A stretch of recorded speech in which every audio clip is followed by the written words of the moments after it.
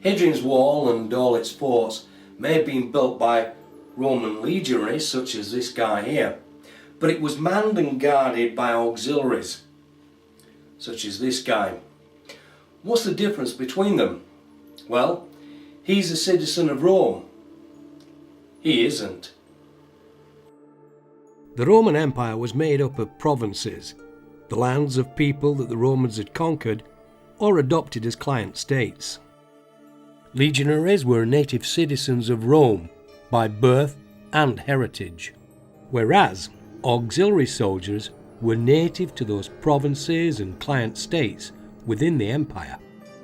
It's unlikely that an auxiliary soldier would do his military service within his native province, which is why auxiliaries here in Britain were from places such as Syria, Spain and Dacia.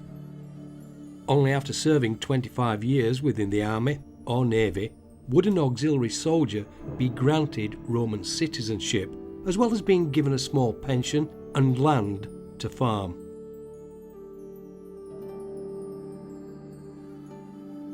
A legion was a unit of about 5,000 troops, split into 10 cohorts. The first cohort was made up of the legion's best and toughest 800 soldiers, whereas the other 9 cohorts, well, they contained a little over 400 soldiers each of varying skills and abilities. The legion also had a cavalry section of about 120 horses. There would have also been various standard bearers, such as the Aquilifer. The Aquilifer carried the legion's eagle. Then there would have been the Imaginifer. He would have carried a bust of the emperor. The Signifer, who would have carried the legion's battle honours, and the Cornison, who would have been, well, basically the bugler of the day. Okay, so what makes up a cohort? Let's start with the most basic unit within the legion, and that's a contubernum, which consists of 8 men. 10 contubernums form a centuria. Now a centuria is actually commanded by a centurion. 5 of these centuria, that's what forms a cohort, and each cohort is commanded by a chap called Pilus Prior. So each cohort contains about 400 legionaries, 400, 420, something like that. However, if we take the first cohort, we know that it's double strength. Therefore, it contains about 800 legionaries and is commanded by the Primus Pilus. Oh, quite simple really, isn't it?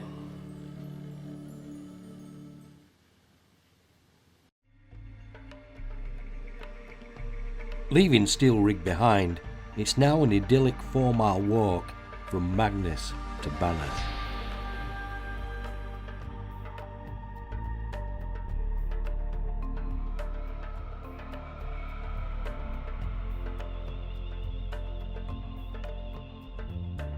A brief downpour only aids to surrender up another little gem at Gilsland, so it was lunch at the house of Meg before continuing on with my journey.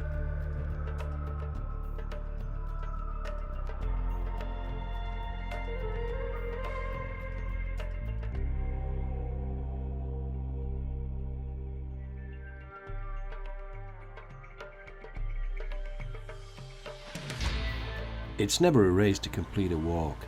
It takes as long as it takes. And as I sit by the River Irthing, I wonder what the Romans would have made of this modern bridge. Me? I like it.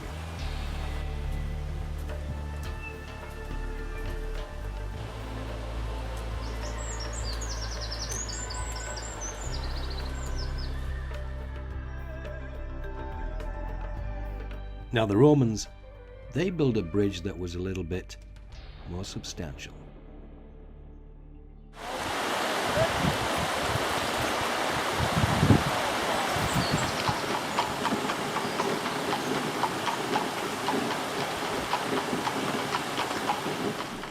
Incidentally, For those who may be wondering why the Roman bridge at Willowford Farm appears to be some distance from the River Irthing, well, over the past 1800 years, its course has changed a little.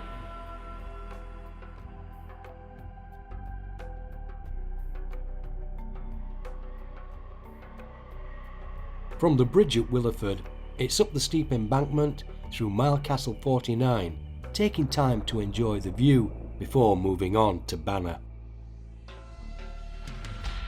Banna, modern day Oswald, occupies the high ground above the valley through which runs the River Irthing. Banna, meaning spur, tongue or horn, is clearly a reference to this geological feature. The original fort was constructed from earth and timber around 112 AD, and it wasn't until some time after Hadrian's Wall had been built that this fort was replaced with a stone fort.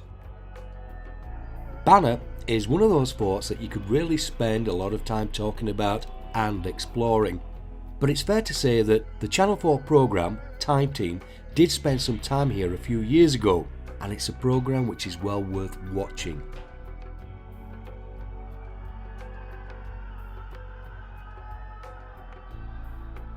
Oh, incidentally, this chap here takes his role as a centurion very seriously.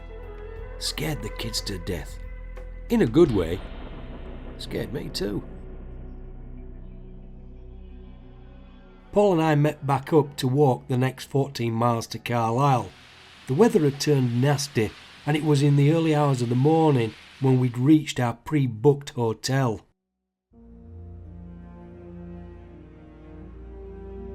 We grabbed a couple of hours sleep, but at the crack of dawn we hit the streets of Carlisle for a little bit of sightseeing.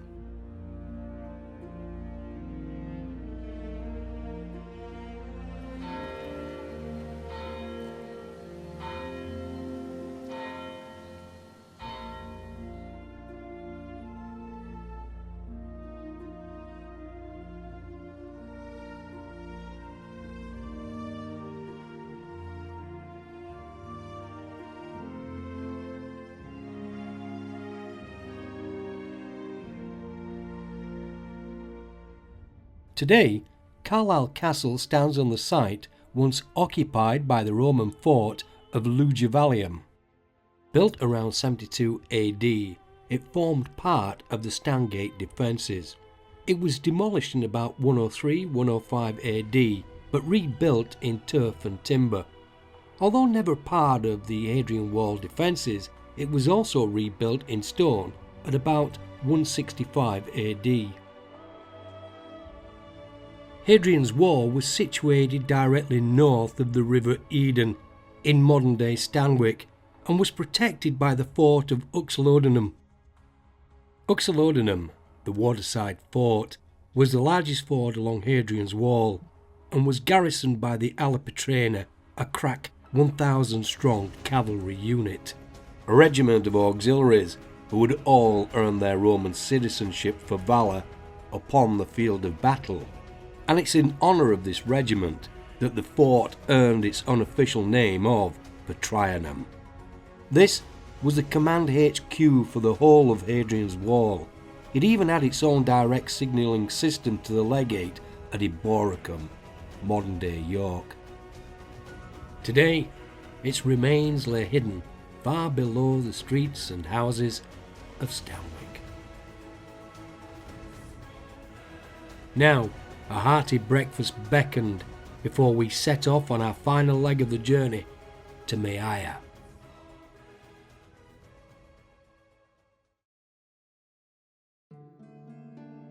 This was to be the last 11-mile stretch of the Hadrian's Wall walk, and no sooner had we left the city boundaries of Carlisle when the heavens opened.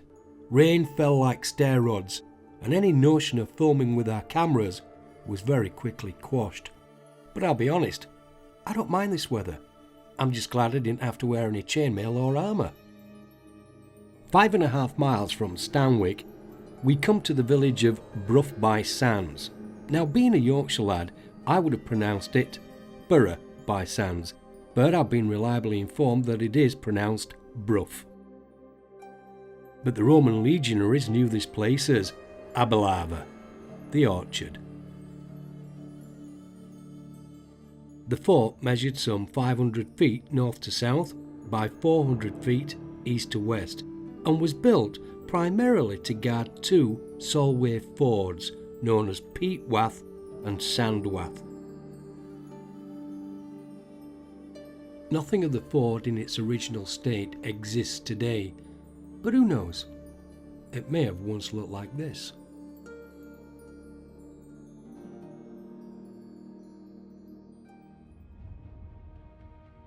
Next, it's on to Concavata, at modern-day Drumbrough, taking in the views as we go.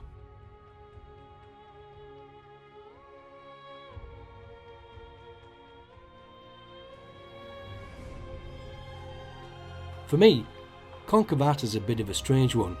It's only half a fort, measuring some 270 feet north to south and 316 feet east to west, and was built to guard the southern sections of the Solway fords of Sandwath and Stonewath.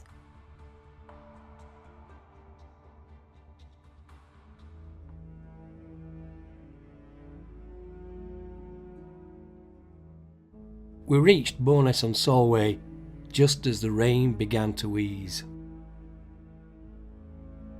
and whilst we paused for a moment upon the shore of the Solway to enjoy the view and catch the salty sea air on the breeze, it slipped my mind that we were now stood inside what was once the Roman fort of Maia.